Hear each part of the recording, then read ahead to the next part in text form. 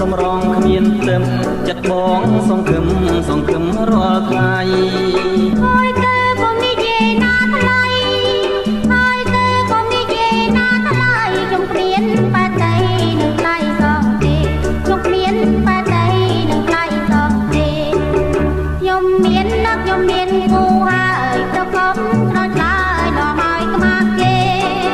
ចិនត្រង់ពិនជាស្មងនឹងស្នេហ៍ចិនត្រង់ពិនជាស្មងនឹងស្នេហ៍គុំឆ្លើយថាទេណាអូនគុំឆ្លើយថាទេណាអូ